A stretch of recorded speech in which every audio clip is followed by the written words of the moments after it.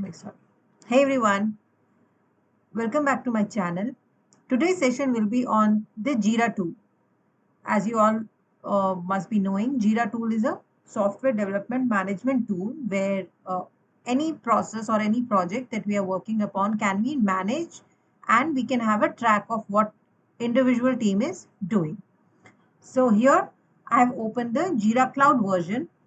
So your company might be using either the cloud version or their in-premise server, the JIRA tool. Okay, so we will be taking one example of a test project, and then we will cover the main, you can say, feature of a JIRA tool, which you as a developer or a tester or as a BA will be working upon, and we will not look at the admin side of the thing because that is, the configuration of the project or the workflows of the project. So those sort of things is only accessible for the admin of your JIRA tool. Okay, so let's start. So this is the the main page where you will be landed when you open the JIRA, and these are the projects that you will be seeing if you have the access of this project. Okay, so for now I have been linked to Skype IRCTC and test project for the Go. So, and below this page, what you can see the different type of tickets. So tickets are basically small, you can say small requirement or small task that you will be working upon, and it will be detailed out when you open it. So you can see your assigned ticket. Okay, so whole JIRA concept is basically someone is going to make task for you or things for you. You will be assigned those tasks and then you will be working on that and then finally closing it. So this whole workflow from one status to another status, from one assignee to another assignee is maintained in the JIRA software. So let's start with one project. For example, the Sky. I'll open the Sky project, and the page that I am landed to is called the sprint board. So in JIRA, we usually follow, the agile workflow. So either we will be working in Scrum model or Kanban. So here my project is configured in a Scrum manner. Okay, so here that's why my sprint board has been opened. So sprint board is basically a board where you can see all the tickets which is which is tagged to a particular sprint. So sprint is a fixed duration in which as a team we have to we have to complete the given stories, so 5 or 10. So that is called a sprint. So we can see all the tickets or all the tasks in the sprint board. So going through the board now, so here you can see different columns, okay, to do, in progress and done. So this is configured for one particular sprint. So to do issue will have all the tickets or the task or the bugs which are yet to be started. Okay, and someone start on that project, they will change the status to in progress and they will start working upon it. And whenever they are done with that particular task or bug or the story, they will close. So it will move on to the done swim lanes. So these are also called the swim lanes. And this will also help in daily scrum calls that team have to see whether, which type of issue, which team member is working and where the impediments are. So this is for that. And you can have, different level of filters. You can go for the sprint. Few of the things that you can see in the board is the number of days remaining for that sprint. Here you can see 8 days remaining. So from this you can also get an idea how many days are left, and it is very good to open this and then do your scrum calls daily. On the left side of menu, you can see the roadmap. So what is a roadmap? Roadmap is a, you can see a view where maybe BA or team lead or manager can see where my, my yearly or, half yearly goals are set and how many stories are, there to be yet to be completed or how much is done. So this gives you an overview of what is being done. And epic is a larger picture of all these story, similar kind of stories. So we can say in one epic we can have multiple stories. Now who make these stories? Stories are made by BAs or the business analysts. So for one release they might be, different kind of story, or one epic can have task also, story also, and on that particular story we will have priority basis on like which story we have to take first, and accordingly we will move it to the sprint board.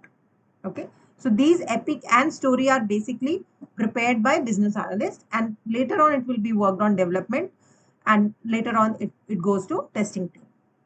So here you can see the timeline also. It will be, shown over here as you, add into your story or epic when you create it. So we will also see how to create it. Next comes the backlog. Now, what is a backlog?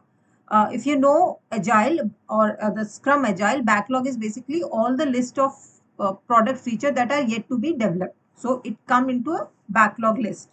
So here, if you see, there are 4 stories in sprint 1.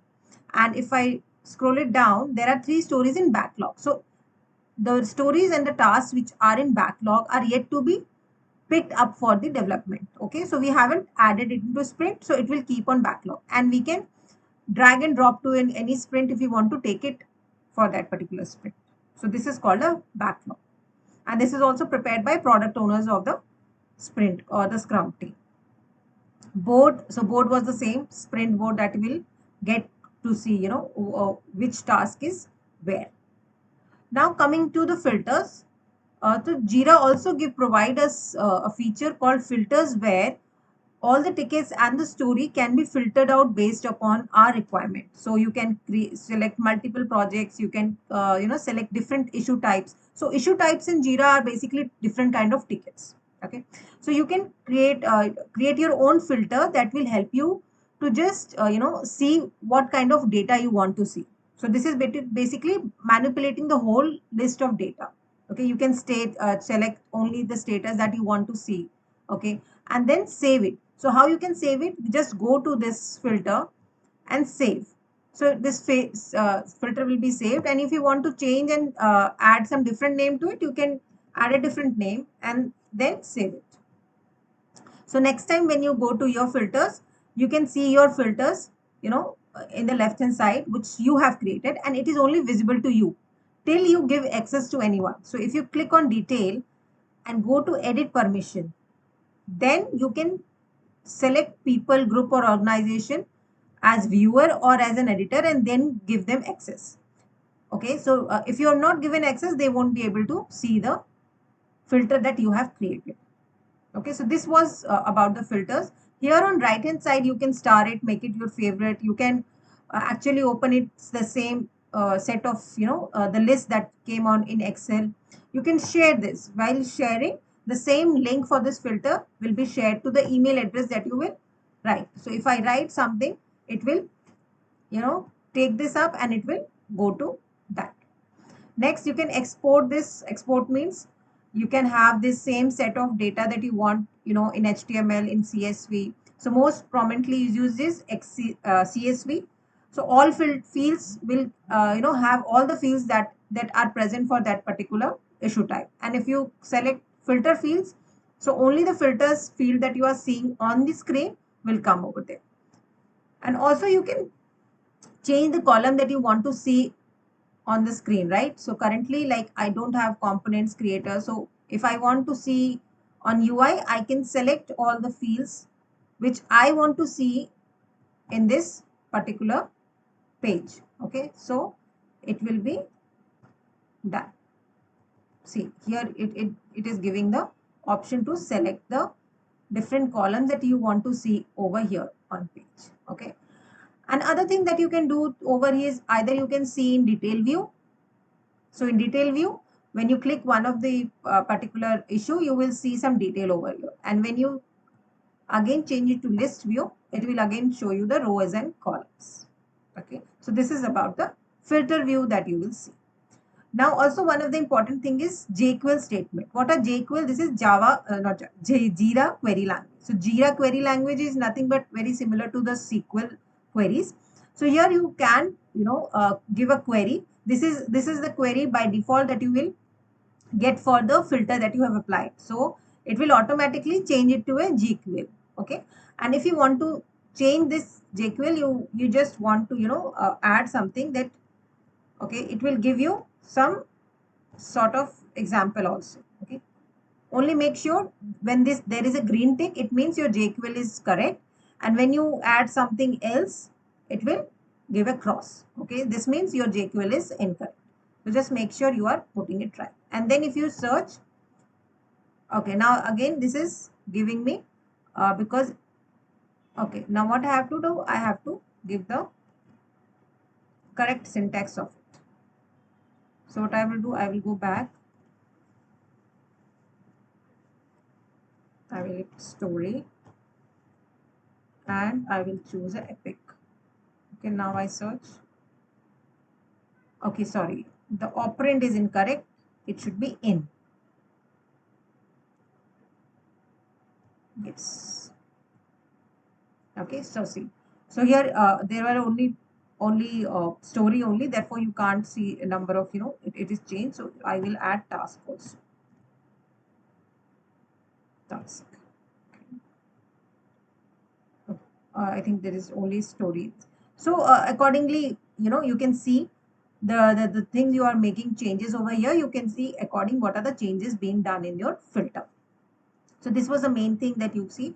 By default, Jira also gives up some already made, default filters, like, the person who has logged in, their issues reported by me. So it will, by default, it will give what I have added as a ticket, or what are the open issue. The open issues are the status of those particular tickets which are not closed. So it can be in progress, it can be in development, whatever which is not closed will show you in open issues. So these were the main things that you can see in the filter page.